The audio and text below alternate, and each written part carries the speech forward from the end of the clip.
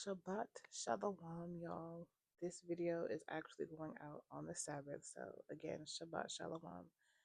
In my last video, I talked about how gluttony has become a socially acceptable sin, right?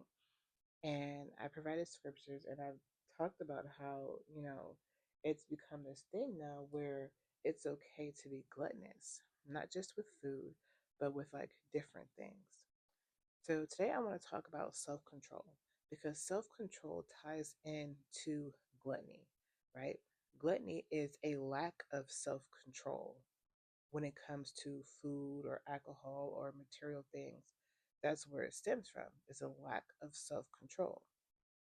So my first scripture comes from 2 Peter 1 5 through 7.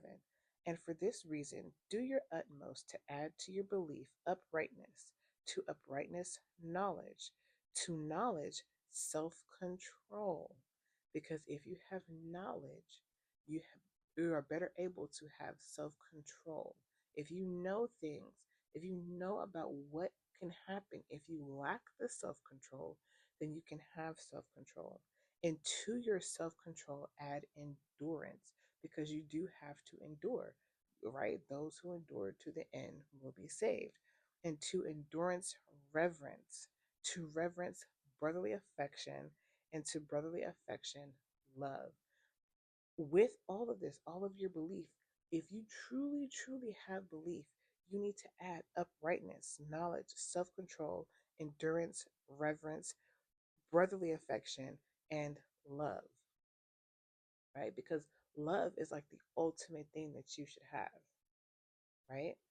And so when you have love, especially if you have love for yourself, like the Bible says that you're supposed to love your neighbors as you love yourself. If you're out here being gluttonous and lacking self control, you don't love yourself. Therefore, how can you love your neighbor? How can that be? You can't. If you lack self control, then you're going to lack endurance because you're going to want to just give in. Just give in, right? Give in to whatever it is. You're not going to be able to endure. If you don't have endurance, you're not going to have reverence. You're not going to have brotherly affection towards other people, and you're not going to have love. You have to have those things, right? And like in Galatians, it's Galatians 5:22 through 24, it says, "But the fruit of the Spirit is love, joy, peace, patience, kindness, goodness, trustworthiness, gentleness, self control." People don't call it self control, they say willpower. Oh, you have a lot of willpower, or I don't have enough willpower. No, it's self control. You have to be able to control yourself. And it's so funny because I always talk about, my son being able to control his emotions, especially anger, because he does struggle with controlling his anger and like outbursts and being very, what is the word? Impulsive, right? And I, try to talk to him about how to control those things. Meanwhile, I don't have self control when it comes to food. Now, I don't know about you, but that sounds like a hypocrite to me, right? But that's something that I am working on, right? So one of the fruits of the spirits is self-control. You have to be able to control your anger. You have to be able to control your food intake. You have to be able to control a whole lot of things. There's a lot of things that we have to be able to control. And as an adult, we should have more self-control than what I'm seeing out here in this world. But we don't. We lack it because that's not something that we were taught as children. We were not taught how to regulate our feelings. We were not taught to regulate, food intake. We were not taught to regulate, how much time we watch TV and all these different things. We weren't taught those things. Self-control is something that you have to be taught. That have to be taught. That is not something that is innate in us, right? And then it says, against such there is no Torah. So the opposite of all these things, there's no law, right? And those who are of Messiah have impaled the flesh with its passions and the desires. meaning you have died to your flesh. Just like he was nailed on that cross to cover all of our sins, we have to die to our flesh to get rid of all of our passions and desires, because the lack of self-control is a fleshly thing. That's not a spiritual thing, it's a fleshly thing. You are giving in to your flesh by lacking self-control. And it's something that, I don't know why it's hard for, well, I'm not gonna say I don't know why it's hard. I know it's because we haven't been taught, but it seems like adults lack self-control more than children from what I have seen.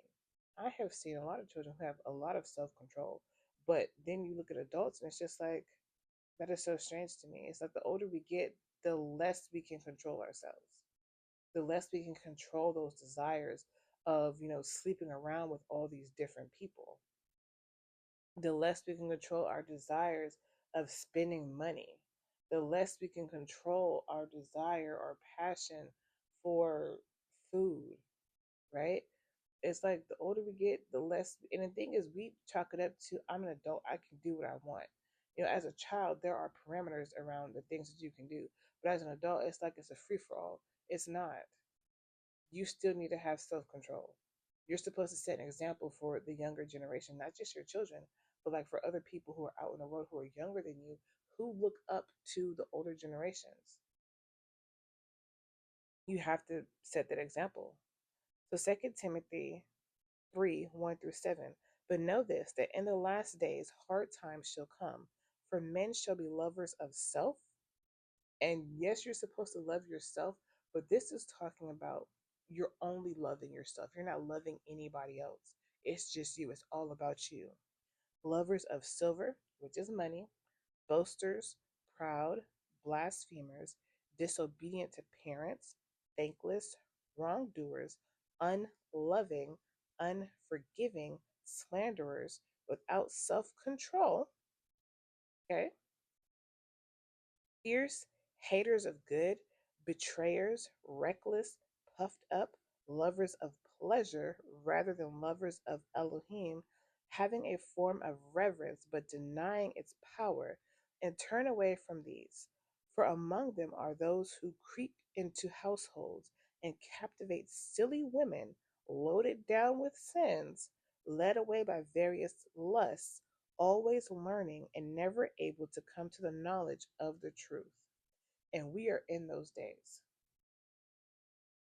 Almost everybody lacks self control and they're giving into all of their desires, boasters, money, their pride, their blasphemy, they're giving into disobedience, they're thankless, they're wrongdoers, they're unloving, unforgiving, slanderers, without self control. They're haters of good, betraying people. They're making reckless decisions, puffed up, being proud, right? Lovers of pleasure. And that's not just talking about like sexual pleasure, that's anything that brings you pleasure, anything, you know, giving into that. You're taking that and you're putting that above, yeah, above your love for Him, not being a lover of Him, because people have this thing that, oh, if I dedicate everything to Yah, then I'm going to lose out on all these things of the world. And the world is going to pass away. Yah is forever. I want to be on the side of forever. I don't care about the things that are going to pass away. These things are not always going to be here. And I think that also plays into why people are so much lovers of the world, is because these things are not always going to be here, and they're not always going to be here. So it's like, well, while I'm still here, let me do these things. And that was a mindset that I used to have when it came to reading books. I used to devour at least like 400 books a year. And um, it I had this mentality that there are so many books that I'm probably not going to get to read before I die. That was my mindset. And then I realized, like, okay, and when I was awakened and came into this truth, I realized, like, that doesn't matter. That does not matter. And I have slowed down on my reading, right? And it's so strange because this was me for years. Like, I just picked up books, picked up books, picked up books, and lost myself in these books, all types of things I should not have been reading, that, the Holy Spirit was, I was forcing the Holy Spirit to read through my eyes. And it's just like, wow, you know, and just feeding myself all these different things. But I did have that mindset that, you know, I have to do these things. I have to read these books because I'm not going to get a chance to read all the books I want to read before I die, you know? So, yes, we are definitely in these times. We are in these times. Like I said, in the last days, hard times shall come. And we are in these times, definitely. 1 Corinthians 7, 8 through 9. And I say to the unmarried and to the widows, it is good for them if they remain even as I am. So this is Shaul talking. And he's talking about to remain as he was. He was celibate. There's a difference between being abstinent and being celibate. Being abstinent is abstaining from something for a period of time. Being celibate is abstaining from those things, period. Right? So he abstained. He never got married. He didn't have sex and all those different things. But he was like, it'd be good for them if they remain even as I am. And go and read the whole chapter for yourself, because he goes into detail about, how good it is to not have a spouse, because you can dedicate all your time to Yah. But then he says, but if they do not have self control, let them marry. And he's talking about sex. If you cannot control your sexual desire, then it is better for you to be married. For it is, like he says, for it is, let them marry, for it is better to marry than to burn with desire. Right? It is better for them to be. Now, me, for example, I know it is better for me to be married. Okay, because when you burn with desire, you're eventually going to give in to that desire, whether that be self pleasure or whether that be finding somebody to sleep with. So he's saying it's better, if you do not have self control, it is better for you to be married than to burn with desire, because burning with that desire is going to lead you into sinning, right? And we see nowadays nobody has self control when it comes to sex, okay? Let's just be real. Let's just be honest. When it comes to sex, nobody has self control. And it doesn't even just have to be sex with somebody else. Like I said before, it could be self pleasure. So it's when it comes to sexual things, people do not have self control. Okay. And I'm including myself in that. There is no self control. But there are people, and I'm not going to say that everybody, but there are people who do have self control. But it also stems from what you were exposed to as a child and a whole bunch of other factors. But yes, the unmarried and to the widows. Okay. 1 Corinthians 7 through 5. Do not deprive one another except with agreement for a time, to give yourselves to fasting and prayer. So he's talking about a married couple, right? Do not deprive one another except with agreement for a time. So you and your spouse have to come into agreement that, hey, we're going to abstain from sex for us to fast and pray. But aside from that, it shouldn't be for an extended period of time. Because what did he say? And come together again, so that Satan does not try you because of your lack of self control. 1 Corinthians 9:24 through 27. Do you not know that those who run in a race indeed all run, but one receives the prize? Only one. When you're in a race, when you're in a competition of any kind, only one person can win, right? And even if there is a tie, what do they call it? A tie breaker. Only one person can win. Run in such a way as to obtain it, obtain the prize. And what is the prize? The kingdom, eternal life. And everyone who competes controls himself in every way. Now they do it to receive a corruptible crown, but we for an incorruptible crown. So he's talking about those people, they control themselves. So think about runners, right? They have like a special diet, they have a routine of how they have to run. Like there's a whole like regimen and what they have to do in order to be able to compete and to win. But see, what he's talking about, these people, they compete for material things, things that are going to pass away, right? And they compete for things could be evil, like he had a corruptible crown, right? but we for an incorruptible crown. We are going to be crowned in the kingdom because we are royalty. Therefore, I run accordingly, not with uncertainty. Right? He knows what he's running for. Thus, I fight, not as one who beats the air, you know, fighting nothing, right? Fighting the air, doing it for naught. But I treat my body severely and make it my slave, lest having proclaimed to others, I myself might be rejected. So control your body. Right. So take, he's saying like take up what some of the runners do, how they have self-discipline, self-control with what they eat, with what they do with their bodies and what they put in their bodies. Have that kind of self-control, but do it for the kingdom, not for whatever's out here in this world, right? And that's something I've had to like, really take in is like I want to lose weight, right? I am currently on a not necessarily a fitness journey, but a health journey. I want to lose weight. I want to have better stamina and endurance whenever I exercise. And so in order to do that, I do have to be disciplined. But I'm doing it not for vanity, not because I want to be slim or, want to wear a certain type of clothing. And that's what it is for a lot of people who want to lose weight, specifically women. They want to look a certain type of way. But my thing is, I want my body to be prepared for when it's time to endure in these hard times. So think about like if you're also like if you're on a weight loss or fitness journey, think about why you're doing it. If you're doing it for vanity, you're going to have a hard time. That's going to be for a corruptible crown. But if you're doing it for the will of Yah, that is an incorruptible crown. And that's what we all should be working towards. Proverbs 16:32. He who is patient is better than the mighty. Think about David and Goliath. You know, Goliath, he went in there all big and bad, and David was like, okay, look, let me get these stones and this slingshot. And he went in patient. You have to have patience. Those who come in hot, they get trampled. But if you come in patient, you will be better than the mighty.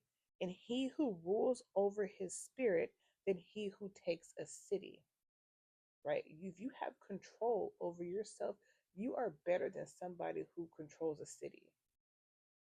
Because they have no patience. They have no self-control. And that is also something that we lack is patience. Listen, patience, y'all. Patience, patience, patience. We lack it tremendously, right? So have patience. And in order to have patience, you have to have self control. You have to get yourself in check. And that is something that I have had to learn as a parent is to have patience. Because as a parent, you have to have a whole lot of patience. And that involves self control, especially when your child is doing something that they should not be doing and you're trying not to crash out on them. And it's like, listen, okay, take a deep breath, right? Proverbs 5:23. He dies for lack of discipline, and in the greatness of his folly he goes astray.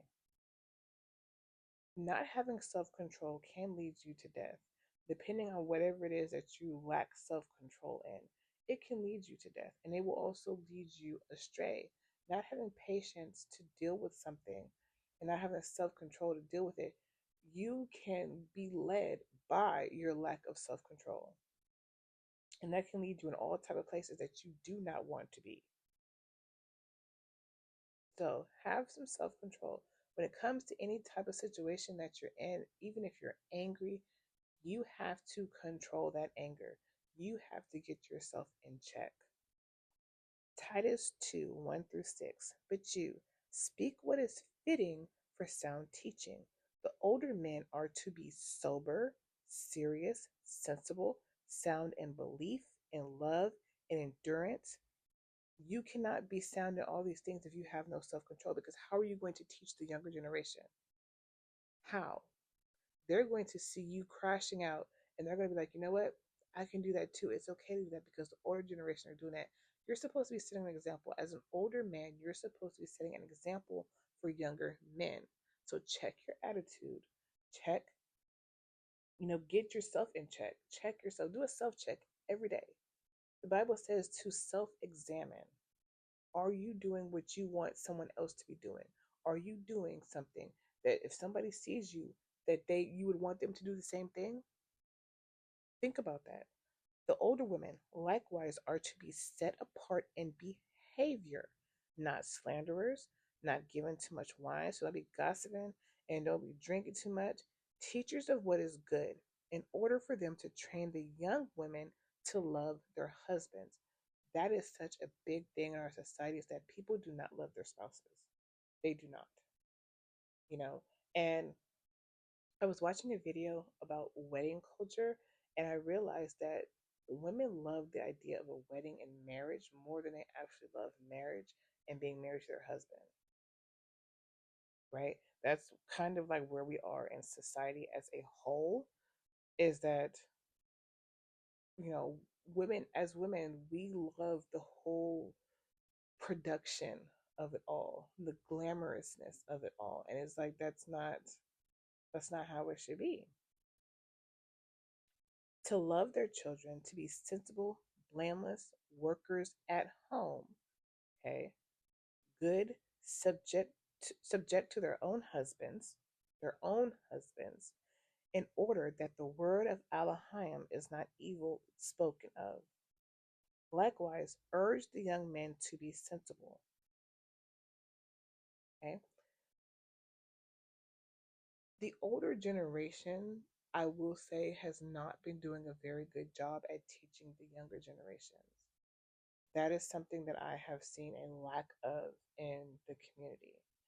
And it's sad because the older generation, a lot of them are not doing things that are worthy of following their example. They're not setting a good example. I will say that. That's something I've seen a decline in, is the older generation teaching the younger generation. I've also um, seen an uptake in the younger generation just being absolutely defiant, but they have no guidance from the older generation. That means that includes their parents, right? Not just like grandparents, great grandparents, and things like that, but that includes their parents. They have no guidance.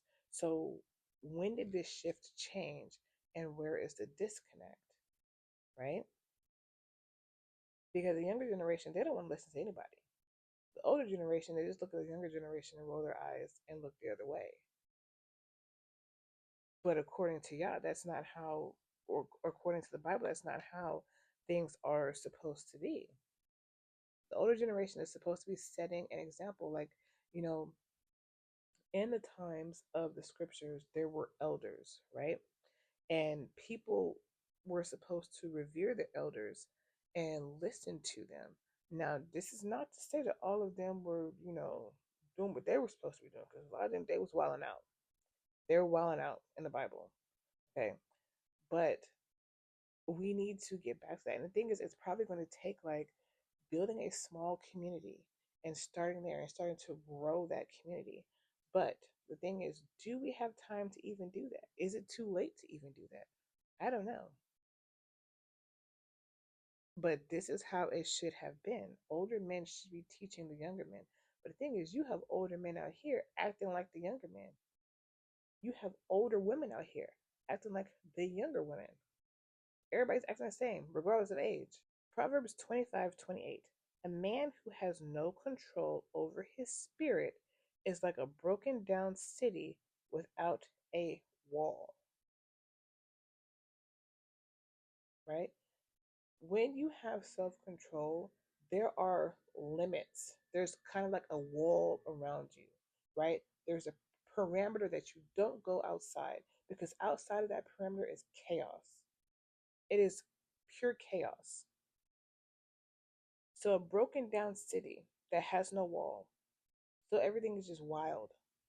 You're not fenced in. There's not like a box that I'm trying to think of like what is the a good way to say this. Like, you have a city, like a fortified city that has a wall. It's impenetrable. It's controlled. There's order. There's organization within those walls. That's kind of like having self control. Within those walls, there's discipline, right?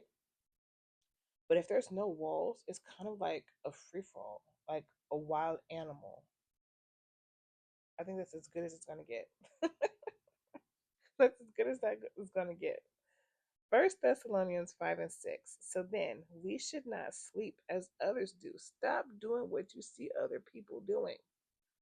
Stop it. Just because you see somebody out here wilding out, crashing out, and lacking self control does not give you the right to. Especially if this person claims to be a quote unquote Christian or a follower of Yahusha, or they love Yah and all that, and then you see them out here, don't do that. Don't. Do not do what they're doing. Do not sleep like they do, because they are asleep. Okay? They are spiritually dead. Do not do what they're doing. But we should watch and be sober. So be alert about everything. This is not talking about like actually physically sleeping. There are people who are awake who are asleep. Okay? Be alert, be watchful, and be sober, right? And that sober is not just, from alcohol, sober from weed, right? Sober from whatever drugs, sober from overeating, sober from overconsumption and whatever it is, right? Sober from all of these things. You need to be in your right mind at all times. And you can't be in your right mind if you're gluttonous, over consuming, and lacking self control. You're going to be all over the place. Self control, it requires discipline. Being sober requires discipline, requires focus, right? And I know it sounds like a serious, like, being serious all the time, but it's not about being serious all the time. It's about always being alert, being watchful. Like, how they would tell women, if you're out at night, carry your keys a certain way, look around you, don't be looking at your phone. And this is really for anybody. Don't be looking at your phone, not just at nighttime, but even during the daytime. Don't be looking at your phone. So be walking around with earbuds and headphones. And this is something that I actually used to do because I didn't want people to talk to me. But don't do that. Don't close yourself off and open yourself up to being attacked and to being caught off guard. Always be alert and watchful. Watch your surroundings. Watch what other people are doing. Watch what's happening in the news. Not to say to overconsume yourself with the news, but watch, look, listen, and watch. You have to, in order to be able to know the signs that Yahusha laid out of when he will be coming back to the earth. Pay attention. 1 Peter 4 and 7. But the end of all has drawn near. That is where we are. Therefore, be sober minded. Sober minded and self control go hand in hand. And be attentive in the prayers or petitioning, right? Be attentive when you're petitioning to Yah, because He will talk to you. And also be alert in what you're praying, what you're petitioning to Him. So be sober minded. You have to be sober minded in all things.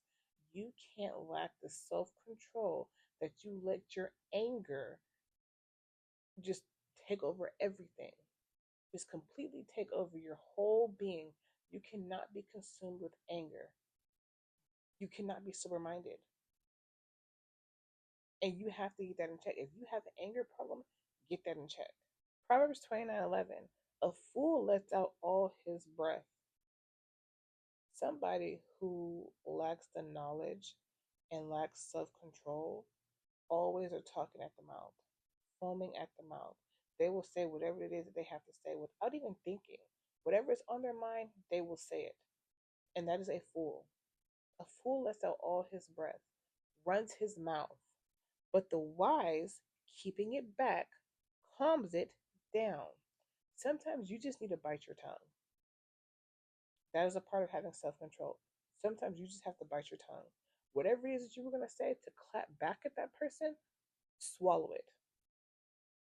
It might burn, okay? It might feel like there's a lump in your throat for a second, swallow it. Don't let it out.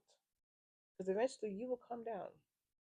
The thing is, when we let out those feelings of anger and say those things that we want to set us on our mind just to get back at that person, it doesn't stop. It's like word vomit.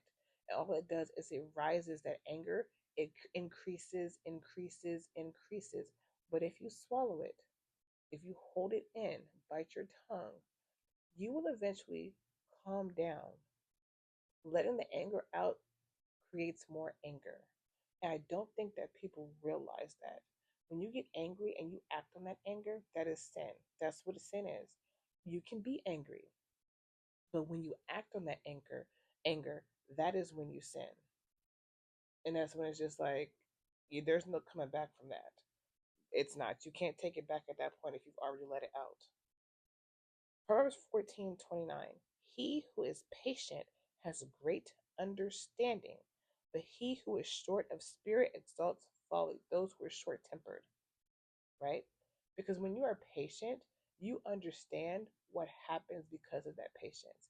But you also understand what would happen if you were to be impatient, if you were to be short tempered and giving into that feeling of anger and clapping back at that person. If you have patience, you have a great understanding of both outcomes. Those who lack understanding are short of spirit. They're short tempered and they just let it all out. You can't do that.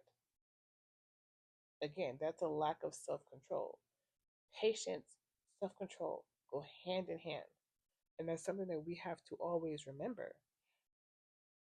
And this, like this verse, Proverbs 17:27, he who has knowledge spares his words, holds his tongue. He ain't got to say too much.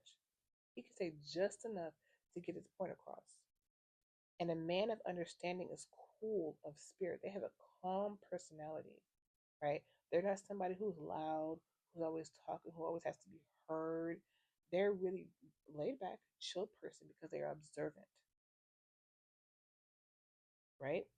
So he who has knowledge spares his words. A lot of people who are very smart or wise don't tend to talk a whole lot. And we call those people introverts, right? I am a huge introvert. I don't talk a whole lot. You may not, believe that because how much I be talking on here, but I'm talking to a mic, right? There's nobody here. Now, if there was someone here, it'd be a very different story. I'm not a talkative person to other people, right? And, I'm not saying that I'm just the smartest person, no, but knowledge doesn't always have to mean smart. It could also be somebody who is calculated, somebody who observes others, somebody who has that understanding like, hey, let me just sit back, assess the situation, and just say as little as possible. The people that you have to watch out for are the ones who talk too much. Because a lot of times they will tell on themselves without even knowing. The people who always just have to say something no matter what it is, they always just have to let it out. Watch out for those people because they do not have knowledge or understanding. Proverbs 14:17. He who is impatient acts foolishly, and the man who plans wickedness is hated. Impatience will lead you to acting foolishly and to being hated. And a good example of this is like when you're driving on the road. People who have road rage, they're impatient.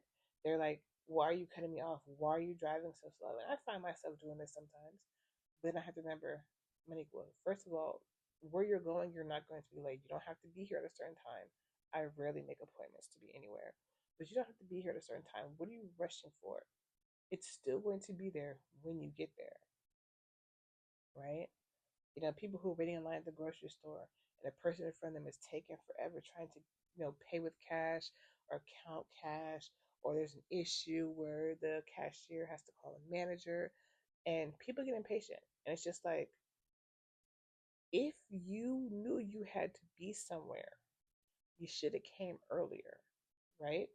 That's the thing. People who have knowledge, understanding, they prevent themselves from being in situations to where they would have to be impatient. It's just a thought. 1 Corinthians 12 and 13.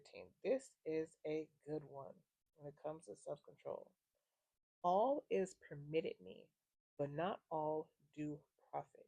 You're allowed to do all things, but not all things are going to be fruitful or beneficial for you.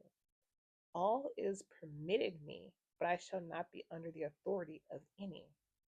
You can do whatever you want, but do not let that thing control you. You have to have self control. Just because you can do all these different things does not mean that you should.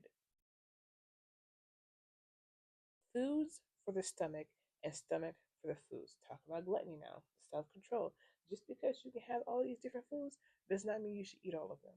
Does not mean that all these foods are going to be good for you. Does not mean all these foods are going to benefit you, right? But Elohim shall destroy both it and them, the stomach and the food. And the body is not for whoring. That's not just talking about sex, not whoring after other people, but whoring after different types of things, whether it be money, you know, whether it be, I don't know, any material things. It could be whoring after other idols, right? You're doing that with your body. But for the master or the Adon, and the Adon or master is for the body. Your body is not your own. You need to control what you do with your body and not let your flesh overrun your control. Don't let your flesh control you. That is the problem. So again, Sirach 18:30 to 33. I did read this in my gluttony video. It says, don't be controlled by your lust. Keep your passions in check. These things that you lust after, don't be controlled by them. Don't be giving in to them every time you feel yourself lusting out. Don't do that. Don't. Keep your passions in check. Keep those desires in check. Just because you are feeling the pleasurable desire does not mean that you need to self pleasure. It does not mean you need to go sleep with somebody. Just because you feel the desire to go eat 10 cupcakes does not mean that you need to go eat 10 cupcakes. No. Just because you have the desire to go buy 20 books does not mean that you need to go do that. Get it together. Keep it in check. If you allow yourself to satisfy your every desire, everything that you desire, you will be a joke to your enemies because they will look at you. Now these enemies don't have to necessarily be people, who don't know you. These could be like your family members. They'd be like, I knew it. She talked about, oh, she loves y'all and she keeping the Sabbath, all this stuff. But look at her over there drunk. Look at her over there spending all this money on this, that, and other. Look at her sleeping with all these men, right? Yeah, you'll be a joke to them. Don't indulge in luxurious living. The expense of it will ruin you. And this is where we are now, right? People want to live luxuriously. They want to show off. But what happened? Everybody's in debt.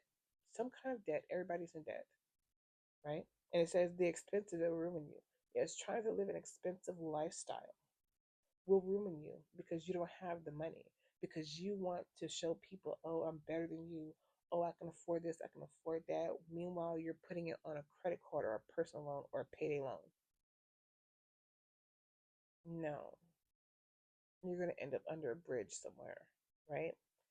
Don't make yourself a beggar by borrowing for expensive banquets where you don't have enough money of your own.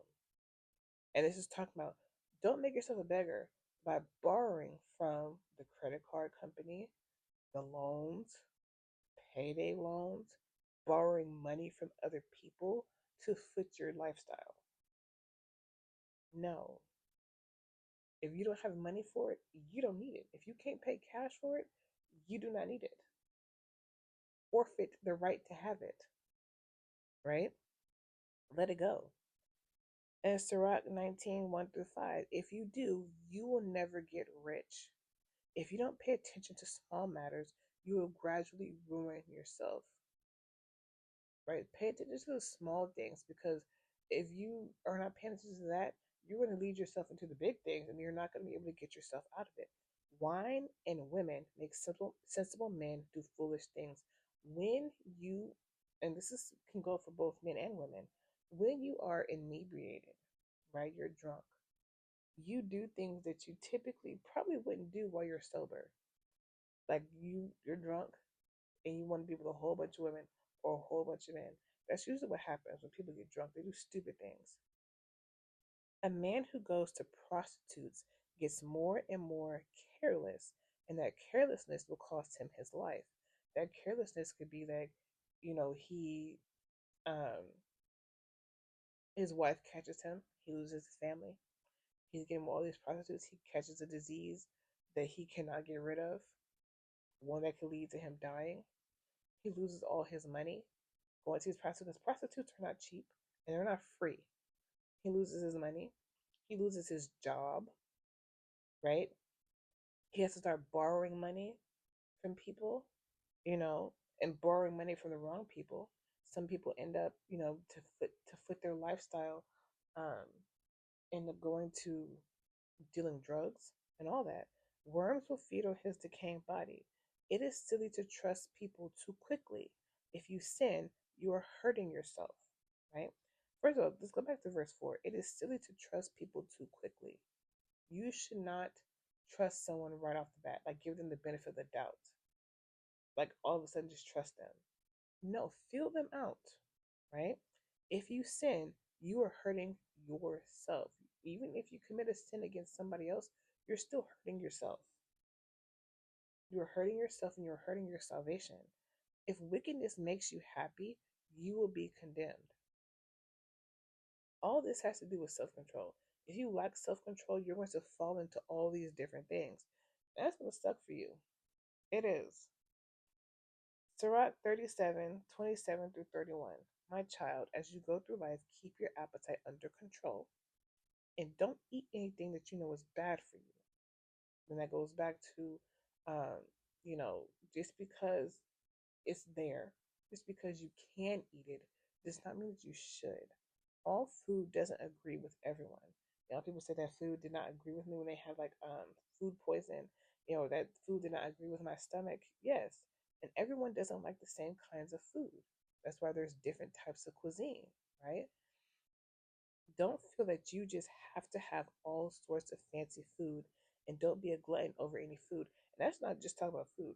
Don't feel like you have to have all sorts of fancy cars, clothes, the house, um, the phone, whatever. Don't think that you just have to have all these fancy type things. Because who are you doing that for? It ain't for them people that you don't like because they don't like you, right? If you eat too much, you'll get sick. If you do it all the time, you'll always have stomach problems, stomach troubles, right? If you're a glutton for all these different things, you eventually it's going to wear you down because you're going to have to keep up with a lifestyle that you cannot keep up with. It's causing you depression, it's causing you anxiety. Gluttony has been the death of many people. Avoid it and live longer. Okay? Self control. Control yourself. Sirach 1:22 through 24. There is no excuse for unjustified anger. It can bring about your downfall. Wait and be patient, and later you'll be glad you did. I'm that type of person that when I get mad, I immediately stop talking. That's just, it's not that I shut down and people look at it as me shutting down. It's not. It's just that I know that if I say something at that moment, I'm going to regret it because what comes out my mouth is not going to be something that I should be saying, right? Be patient. When you are angry, walk away. Walk away, and then later, when you have calmed down, come back and assess the situation. I know that sometimes that can be hard to do if the person who is making you angry is still picking at you. They're still in your ear, they're still yapping, running their mouth. It can be hard. But the thing is, keep your mouth shut and walk away. Let them talk. Let them say what they got to say. Just let them, right? But you calm down and wait a while. It can be later that day. It can be 2 weeks from then. Wait until you have calmed down and you know for sure that you're not going to sin. Keep quiet until the right time to speak, and you will gain a reputation for good sense. Something that kind of throws people off is that when they are going off on somebody and that person is quiet, they sometimes, not all the time, they will realize how stupid they look in that instance. They were like, I'm going off on this person, not saying anything. Or if the person is speaking calmly to them as they're yelling, it makes them feel bad. Now, some people that adds more fuel to the fire when the person that they're arguing with is not on that same level as them, that's not, stooping to that level, that will make them mad and, they could escalate from there. But the thing is, it does not matter. You just be quiet. Just bite your tongue, just hold it and let them finish or walk away, right? Sirach 5 9 through 12. Be certain about what you believe and consistent in what you say. Don't try to please everyone or agree with everything people say. That also comes with self control. You can't immediately just be like, oh, I agree. Oh, I believe what you're saying. Oh, I'm going to do this for somebody. If somebody asks you to do something, you automatically say yes. No, have some self control. Tell them, I will think about it and I will get back to you. We can't immediately agree to things just because of who is asking us. I tend to have a problem with that, with things that I know sound good, like something I would want to do, but knowing good and well that I don't have the time to do it, or I can't really commit to it like I want to. Always be ready to listen, but take your time in answering. There's this thing that people say is that people listen to react and not to understand, right? When someone's talking to you, you shouldn't just be listening and waiting your turn to say something. You should be listening, digesting what they're saying, and then think about it. Give yourself time to, you don't have to respond immediately. Give yourself time to think about what they've said and then answer them. Answer only if you know what to say. If you don't know what to say, keep quiet and let that person know I don't have an answer for you. Like I need some time to think about it. I don't have a response right now, right? Like don't let somebody try to put you on the spots where you have to answer them right then and there. No. Speaking can bring you either honor or disgrace. What you say can ruin you. So you do not have to give anybody an immediate response, even if they try to make you feel like you do. You don't, because what they're trying to do is take away your self control. And who's supposed to have self control? You are. You are in control of yourself, not somebody else. There's nobody on this earth who is in control of you but you. And that's something I try to tell my son is that when it comes to his behavior, nobody is making you act like that. You're doing that on your own, right? You are not controlling yourself. You're not controlling your anger. And I used to have anger problems. I used to have such terrible anger problems. I'd be ready to pop off at people. Um, but I don't know what, I guess, I don't know when it came about that I just stopped talking. I mean, granted, I've always been a quiet person, but if somebody would make me mad, I would be ready to go off. But now it's just like I just don't say anything. And it's been like this for years, at least a decade.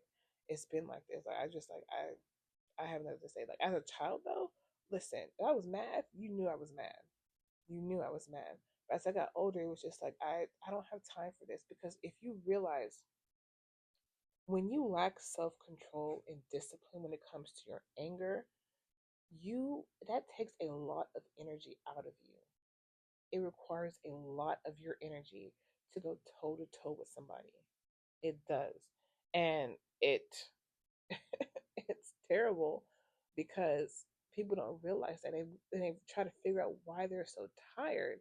And like after having an argument with someone, how you will look in the movies, for example, and people are arguing and all of a sudden they're exhausted. Like, I'm tired of arguing. That's what happens with anger. It can exhaust you. Not having self control when it comes to sleeping with a bunch of different people, that can exhaust you. Not having self control when it comes to food, the itis, that can exhaust you. It can make you tired. Lacking self control depletes you. And I don't think that people understand that. They think just because they can do all these things, they have the free will to do all these things, that can deplete you, that can ruin you, that can be exhausting, right? It can be absolutely exhausting. So learn to have some self-control. That is something that, you know, um, we're in a times where people don't have self-control. And that's, in the scriptures, it's prophesied about many times that people become lovers of self, and they would just want to just do all these different things that bring them some type of pleasure, no matter what it is. You have to have self-control, because without self-control, when Yahusha comes back, you're going to be damned.